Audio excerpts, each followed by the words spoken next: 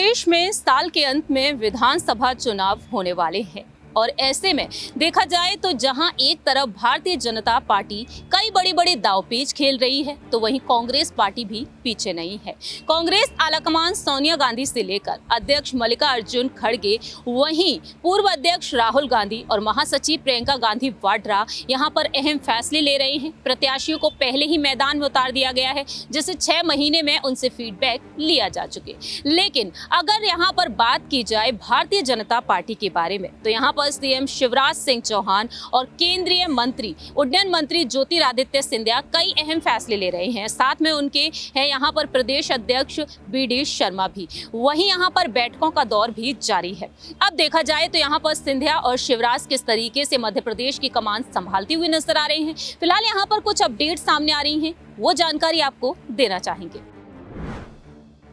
दरअसल मध्य प्रदेश में जहां एक तरफ कांग्रेस में अंदरूनी कलह की सुगबुगाहट सुनाई दी थी, वहीं दूसरी ही तरफ बीजेपी खेमे से भी यहां पर अंदरूनी कलह की आहटें सुनाई दे रही हैं। ऐसे में देखा जाए तो यहां पर सामने आया है कि कार्यकर्ताओं की नाराजगी की खबरें जो सामने आ रही हैं। इसके अलावा यहां पर देखा जाए तो पार्टी यानी कि खेमे पर असर पड़ सकता है। चुनाव नजदीक आते जा रहे हैं, टिकट के दावेदारों की भीड़ जुटना, टिकट वितरण से पहले सर्वे कराना आम प्रक्रिया है। ऐसे में यहाँ पर मध्य प्रदेश में इस बार बड़े नेताओं से करीबी कोई खास कमाल नहीं दिखाने वाले हैं। तो यहाँ पर अब देखा जाए विश्व पात्र सिपल सालार मैदान में उतरे हुए हैं। रिपोर्ट्स की माने तो अब शिवराज सिंह चौहान, ज्योतिरादित्य सिंधिया, बीडी शर्मा और नरोत्तम मिश्रा सरीखे दिग्गज नेताओं के दावे और सिफारिशें कहीं ना कहीं धरी हुई नजर आ सकती हैं, क्योंकि जामवाल के काम करने का तरीका अलग है। संगठन को मजबूत करने की अपनी शैली के साथ जामवाल मैदान में उतर चुके हैं, जिसकी वजह से अब बीजेपी के नेताओं में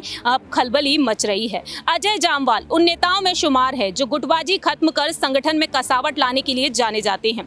अब वह मैदान में उतरे हैं, आम योद्धा की तरह जंग के लिए वह मैदान में उतर रहे हैं और देखा जाए तो वह अकेले ही अलग अलग जिलों का दौरा कर रहे हैं, कार्यकर्ताओं को खुलकर बोलने की छूट दे रहे हैं, बैठकें कर रहे हैं। और यहाँ पर देखा जाए तो अब उन पर अगर रुख किया जाए तो अपने पिता से मिले आर्मी के अनुशासन का जिक्र करते हुए फैमिली बैकग्राउंड के बहाने करते हैं और जबलपुर में हुई स्कूली शिक्षा के 3 साल के बारे में भी वह बताते हुए नजर आ रहे हैं। तो फिलहाल देखा जाए अजय जामवाल जो अलग अलग दौरे का अलग अलग जिले का दौरा कर रहे हैं, उसके बाद यहाँ पर सियासी संकट और भी तेज होते हुए दिखाई दे रहा है। जानकारी दे दें कि कई सीटों पर बीडी शर्मा की चली, ग्वालियर चंबल संभाग में नरेंद्र सिंह तोमर हावी हैं और इस तरह टिकट का बंटवारा हुआ है। अब यहां पर देखा जाए तो जामवाल की रिपोर्ट पर अगर रुख किया जाए तो उसे ज्यादा तरजीह मिल रही है। यानी कि देखा जाए तो अब यहां पर निशाने पर आ चुके हैं शिवराज सिंह चौहान, ज्योतिरादित्य सिंधिया, बीडी शर्मा और नरोत्तम मिश्रा, जिनके बारे में यहां पर सवाल पूछे जा रहे हैं। आम कार्यकर्ता राय देते हुए भी दिखाई दे रहे हैं। तो नगर निकाय चुनाव काफी ज्यादा नजदीक है और इन नगर निकाय चुनाव को देखते हुए अब यहाँ पर जामवाल जो कार्यकर्ताओं से मन की बात जान रहे हैं और बीजेपी में अब कार्यकर्ताओं की नाराजगी देखने को मिल रही है। तो अब यहाँ पर गुटों का सफाया हो सकता है और अजय जामवाल की रिपोर्ट को ज्यादा तरजीह अब दी जा रही है। यानी कि मध्य प्रदेश में अब चुनाव में टिकट वितरण में यहाँ पर सिंधिया और शिवराज की नहीं चलने वाली है। अब यहाँ पर संगठन के विश्वास पात्र को जिम्मेदारी मिल चुकी है। अजय जामवाल यहाँ पर आगे आ चुके हैं।